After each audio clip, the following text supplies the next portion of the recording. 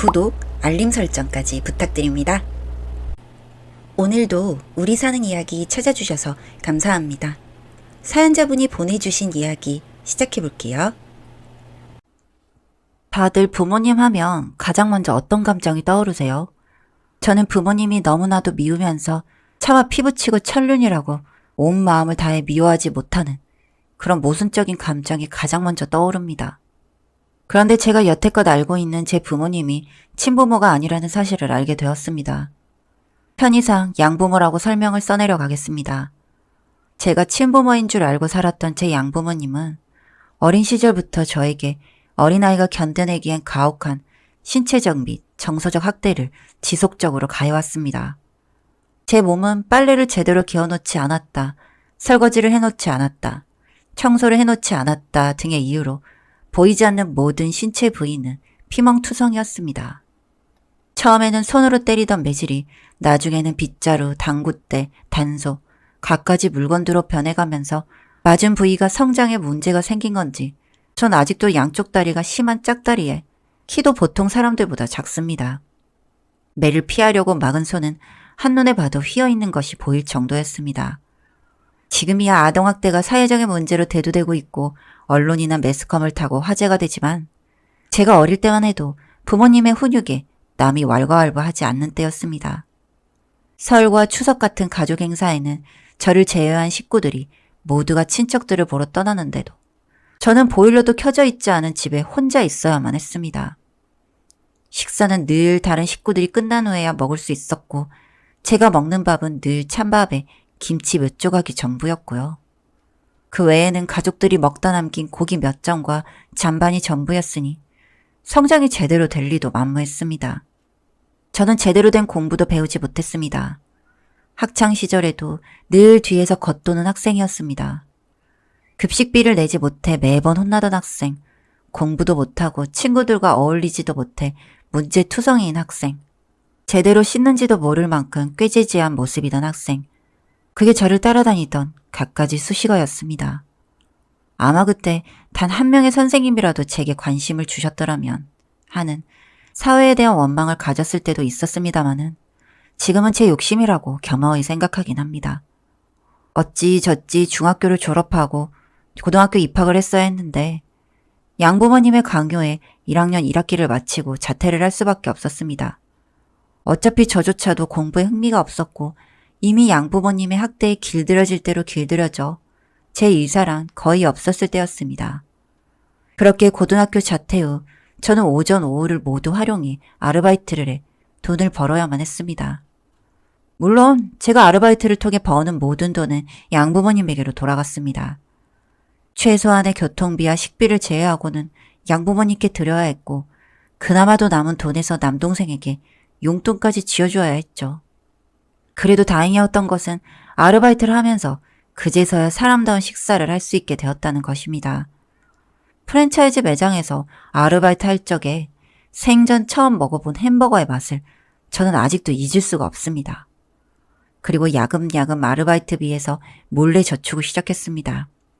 처음에는 통장에 남겨두었다가 양부모님에게 걸려 호되게 후드려 맞고 난 이후로는 아르바이트 사장님들께 사정을 설명하고 부탁드려 일부는 통장으로, 일부는 현찰로 받아 모았습니다. 그렇게 해서 큰돈은 아니었지만 제가 20살이 될 즈음엔 500만 원 정도를 모을 수 있었습니다. 아마 제가 20살이 되면 그 집을 나가게 될 것이란 걸 짐작하고 있었던 걸지도 모르겠습니다. 예상했던 대로 양부모님은 제가 20살이 되자마자 제게 집을 나갈 것을 권유했습니다. 그래서 저는 제가 모아두었던 500만 원을 들고 원룸을 구했죠. 그러나 등본으로 확인했던 건지 제 거주지를 알아내 찾아와 원룸 보증금이었던 500만 원마저 들고 가셔서 저는 얼마 지나지 않아 고시원 생활을 시작해야만 했습니다. 고시원 생활은 좁고 눅눅했지만 어딜 가든 제게는 집보다는 마음이 편했습니다. 그렇게 혼자 지내는 시간이 많아지면서 생각이 많아졌습니다. 왜 늘 나는 미움받아야 했을까? 왜 이렇게 살아야 할까? 어린 제가 견디기에는 너무 큰 고통이었으니까요. 죽고 싶다는 생각이 머릿속을 지배할 시기였습니다. 실제로도 자살을 여러 차례 시도했지만 그렇게 힘들면서도 차마 정말 죽을 용기는 없었던 것인지 번번이 미수로 끝나 살아나더군요. 자살 시도로 양부모님이 보호자로 계속 경찰과 병원을 불려다니자 그제서야 양부모님이 저의 이야기에 대해 입을 여셨습니다. 차마 이미 데려온 거 파양하기는 뭐해서 키워놨더니 키워준 은혜도 모르고 지랄을 한다. 이렇게 자살 쇼까지 할 거면 네 낳은 네 친부모에게 가서 해라. 친부모도 버린 거 거둬줬더니 이렇게 칼을 꽂냐 하시더군요. 네, 저는 양부모님이 늦은 나이까지 아이가 생기지 않아 입양에 데려온 아이였고 제 밑으로 동생이 생기자 쓸모가 없어진 입양아였던 것입니다. 애물단지였던 거죠. 차라리 진작에 말해주지. 그럼 나도 부모에게 사랑받기 위해 노력하고 사랑받지 못하는 이유에 대해 고민하던 잠 못 자는 밤들은 없었을 텐데. 그래도 미움받는 이유에 대해 알게 되자 속은 후련한 마음이었던 것 같습니다. 저는 양부모에게 제가 입양된 시설에 대해 물었습니다. 그리고 시설을 통해 친부모님을 찾으려고 했으나 이미 시설은 없어진 지 오래여서 관련 서류를 찾기가 힘들었습니다. 그러다 경찰을 통해 DNA를 등록해두면 부모가 저를 찾을 수 있는 연결을 시켜줄 수 있다는 것을 알게 되어 혹시나 하는 마음에 DNA 등록을 해두었죠. 그러나 기다림이 가득했던 한동안 연락은 없었고 그냥 체념한 채로 시간만 어영부영 흘러갔습니다. 친부모가 저를 찾지 않아도 제 일상은 계속되어야 했기 때문에 동사무소를 통해 가정폭력 상담을 받고 가족 교부 제한 신청을 걸어 양부모가 저를 찾지 못하게 했습니다. 그렇게 시간이 흘렀습니다. 가방끈이 짧아 제대로 된 직장을 구할 수 없으니 일용직과 단순 아르바이트만을 한 채 그렇게 사는 게 사는 것이 아닌 것처럼 살았습니다. 그러던 어느 날 제가 등록해둔 DNA를 통해 친부가 저를 찾는다는 연락을 받게 되었습니다. 그렇게 만난 친아빠는 고생했던 저와는 달리 멀끔한 차림의 중년의 남성이더군요. 고생이라고는 전혀 느껴지지 않는 친아빠 모습에 저는 배신감과 분노가 차올랐습니다. 날 왜 버렸어요? 날 왜 죽도록 고생하게 만들었어요? 내가 어떻게 살았는지 알아요? 얼마나 죽고 싶었는지 알아요? 울부짖는 저에게 친아빠는 무릎을 꿇고 미안하다며 하염없이 빌기만 하였습니다. 기억에도 없는 친아빠였지만 이것이 피부치이고 천륜이라는 거였을까요? 생전 느껴본 적 없는 마음에 저는 무너져 내렸습니다. 사연은 이러했습니다. 너무 어린 나이에 절 가졌던 친부모님, 그래도 사랑하는 마음으로 저를 낳기로 결심하셨다고 합니다. 그러나 친엄마께서 절 낳다가 세상을 떠나게 되셨고 친아빠 혼자 절 키우게 되셨다고 하더군요. 그러나 제가 돌이 되기 전 친아빠는 본인의 건강이 나빠짐을 느꼈고 검사를 받으니 성인 백혈병 진단을 받게 되었다는 겁니다. 너무 어린 저, 그리고 아빠 단 둘뿐인 세상에서 자신의 생사는 어떻게 될지 불안하기만 하고 그래서 아빠는 저를 입양을 보내기로 결심했고 그렇게 입양을 보냈다고 합니다. 다행히 조혈모세포 이식을 받게 되어 완치가 되면서 다시 건강을 회복하셨는데 회복하자마자 저를 다시 되찾으러 시설에 갔지만 이미 저는 입양이 된 후였다고 하시더군요. 찾으려고 애썼지만 죄책감에 시달리다가 최근에 되어서야 다시 찾아볼 용기를 내셨다고요. 친아빠는 결혼도 하지 않으시고 혼자 사셨다고 했습니다. 그렇게 저에게 부끄럽지 않기 위해 시작한 작은 소일거리가 운이 좋게 좋은 투자를 받아 성장하셨고 좋은 직원들과 멘토를 만나 다방면으로 성장한 지금은 직원이 꽤 되는 회사의 사장으로 있다고 하시더군요. 모든 이야기를 듣고 저는 친아빠의 전폭적인 지원으로 고시원 생활도 정리를 했고 검정고시를 통해 고등학교 졸업장도 따고 대학교도 진학할 수 있었습니다. 친아빠 아래에서 일다운 일들을 배워가며 성장해 나가는 것에 보람참도 느끼고 이전과는 다른 생활에 행복한 나날들을 보내며 양부모에 대한 원망은 사라진 듯 했습니다. 그러나 어느 날 친아빠와 함께 나간 거래처에서 정말 보고 싶지 않은 얼굴을 마주하게 되었습니다. 참, 사람 인연이란 게 알 수가 없는 거더라고요. 그 자리엔 바로 절 그렇게나 못살게 굴었던 양부모가 있었으니까요. 그렇게 만나게 된 양부모를 보며 제 안에 차마 사라지지 않는 분노가 아직 자리 잡고 있다는 것을 깨달았습니다. 원망이 사라진 것 같았다는 것은 말도 안 되는 것이었나 봅니다. 아주 깊은 곳에서부터 차오르는 미칠 것 같은 마음이 들쑤시고 올라왔습니다.